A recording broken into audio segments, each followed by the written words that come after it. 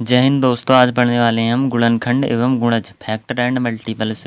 गुणनखंड यानी कि फैक्टर किसी भी संख्या को पूर्ण रूप से विभाजित करने वाली संख्या उसका गुणनखंड कहलाते हैं। गुणनखंड को अपवर्तक भी कहा जाता है, यानी गुणनखंड का एक और नाम भी है, क्या है? अपवर्तक।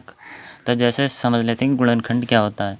जैसे 2 है तो यहाँ पे बोले दो के गुणनखंड लिखिए, तो 2 के गुणनखंड हो जाएंगे जो 2 को पूर्ण रूप से विभाजित करना। जैसे 2 के गुणनखंड क्या? 1। 1 तो सभी का गुणनखंड होता है, 1 से किसी को भी भाग कर लो शेषफल 0 ही आएगा। यानी कि 1 तो सभी का होता है और 2 का क्या है? 2। और एक स्वयं वही संख्या भी होती है। तो और जैसे 8 के देख लो, जैसे 8 को 1 से भाग करोगे तब भी शेषफल 0 आएगा, 2 से करोगे तब भी, और 4 से करोगे तब भी, और 8 से करोगे तब भी। यानी कि ये 8 के गुणनखंड होगी। वैसे ही 15 के देखो, 1 3 5 15, ये क्या है?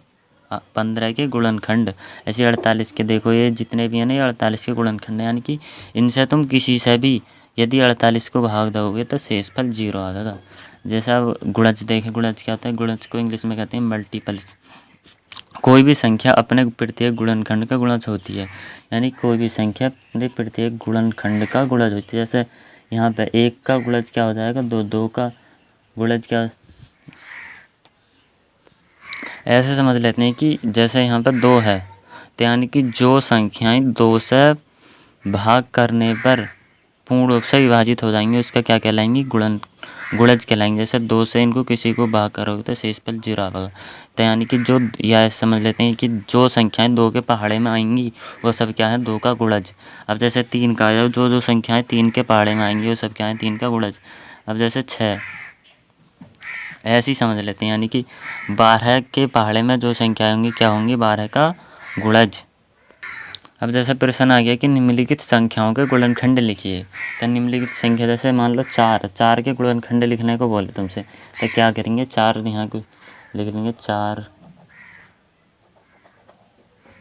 4 के गुणनखंड। अब आप भी बता सकते हो कि 4 के गुणनखंड क्या हो जाएंगे। यानी कि ऐसी संख्याएं जो 4 को पूर्ण रूप से विभाजित कर सकें तो क्या हो जाएंगी। जैसे 1 तो सभी का होता है, और 2 से भी जब 4 को भाग करोगे तो शेष बच रहा है, यानी कि 2 भी। लेकिन 3 से जब 3 से 4 को भाग करोगे तो जाने के हैं, क्योंकि शेषफल 0 बचेगा, तो इसलिए 3 होने की नहीं, तो सीधे 4 और 4 भी होएगा। सही है। अब इस सवाल नंबर दूसरा है, 2 में बोल रहा है कि 12 के गुणनखंड लिखिए। तो 12 के गुणनखंड क्या हो जाएंगे?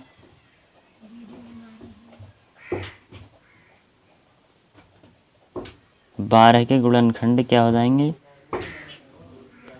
12 के गुणनखंड हो जाएंगे जैसे 1 2 3।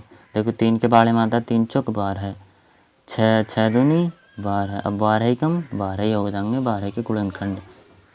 नंबर 3, अब लिखने हमें 72 के गुणनखंड।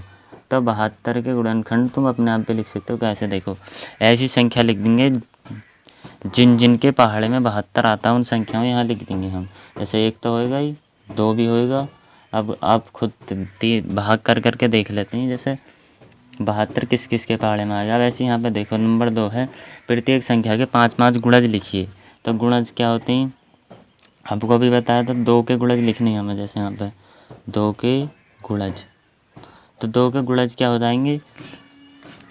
2 के गुणज हो जाएंगे जो 2 के पहाड़े में आएंगे। जैसे 2 ही कम 2 तो आएगा ही, और 2 दूनी 4, 2 तिया 6, 2 चौक। अब ऐसे ही आते चले जाएंगे 22, ऐसी बहुत दूर तक, यानी कि ये डॉट डॉट ये इनफाइनाइट तक है। सही। अब ऐसे 9 के गुणज लिखने हैं हमें, 9 के गुणज। 9 के गुणज क्या हो जाएंगे? 1 तो 9 ही हो जाएगा, 9 कम 9 दूनी 18, और 27 36। ऐसी ये भी डॉट डॉट डॉट तक सोन ऐसी। अब देखते हैं हम संख्याओं के प्रकार। और एक बात और समझ लें कि ये संख्याओं के प्रकार जो हैं ये गुणनखंड और गुणज के आधार पर हैं। तो गुणनखंड संख्याओं के प्रकार क्या क्या हैं? गुणनखंड और गुणज के आधार पर। तो नंबर 1 है सम संख्या। सम संख्या कौन सी होती है? यानी कि इवन नंबर। इवन नंबर वे संख्या हो दो से पूर्ण रूप से विभाजित हो जाएं, वो सम संख्या कहलाती हैं। जैसे 2 4 6 8 10 12 14। अगर इन संख्याओं को 2 से भाग करोगे तो शेषफल 0 आएगा। तो इसलिए ये संख्या क्या है? सब सम। या ऐसे समझ में नहीं तो दूसरे शब्द में, जिन संख्याओं का इकाई अंक 0 2 4 6 तथा 8 होता है सम संख्या कहलाती है। जैसे ये 10 जैसे 452 है, 6974 है, 20,000 जैसे ये है। अब इनके देखो इकाई अंक कौन सा होता है, इधर से पहला अंक होता है उसे इकाई अंक बोलते हैं। इनमें इकाई अंक, इनमें देखोगे कि इकाई अंक सम में जो है या तो 0 है या 2 है या 4 है या 8 है, तो ये सब क्या है, सम संख्या। अब ऐसी कितनी भी बड़ी संख्या हो उसका केवल इकाई अंक देखो, यदि उनमें 0, 2, 4, 6, 8 में से अगर कुछ भी है तो संख्या क्या हो जाएगी, सम संख्या। अब देखते हैं विषम संख्या क्या होती है।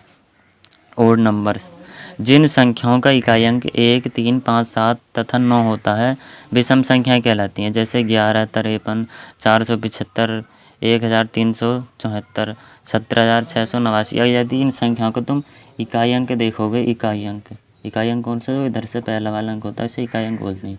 तो इकाई अंक देखोगे तो इनमें से या तो 1 है या 3 है या 5 है या 7 है या 9 है।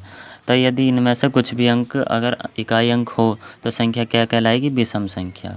तो आई होप तुम समझ गए होगे कि क्या सम संख्या होती है, क्या विषम संख्या होती है। अब देखते हैं भाज्य संख्याएं यानी कंपोजिट नंबर। भाज्य संख्या वे संख्याएं जिनके 2 से अधिक भाज्य संख्या वे संख्याएं जिनके 2 से अधिक गुणनखंड होते हैं भाज्य संख्या कहलाते हैं। जैसे 4, 6, 10, 12 इत्यादि। ये संख्याएं क्या है, ये भाज्य संख्या यानी कि जिनके 2 से अधिक गुणनखंड होते हैं। जैसे 4 के गुणनखंड क्या क्या हैं, 1 है, 2 है, 4 है। ये क्या है, 4 के गुणनखंड यानी कि 2 से अधिक है। 1, 2, 3 गुणनखंड, तो इसलिए 2 से अधिक हैं जो वे संख्या जिनके 2 से अधिक गुणनखंड होते हैं क्या कहलाती हैं, भाज्य संख्याएं।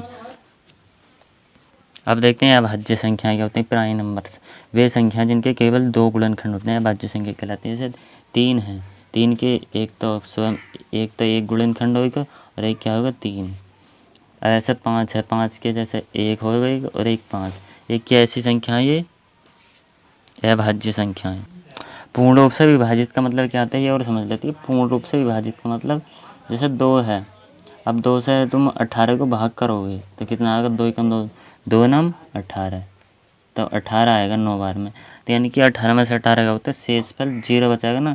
यदि किसी भी संख्या को भाग करने पर शेषफल 0 बचा ना, तो इसलिए जो संख्या से भाग दी वो संख्या जो है ना इस वाली संख्या को पूर्ण रूप से विभाजित कर रहा है। आई होप जो हम समझाने की कोशिश की हमने वो आप समझ गए होंगे। यदि वीडियो अच्छी लगी हो तो चैनल को सब्सक्राइब करें और वीडियो को लाइक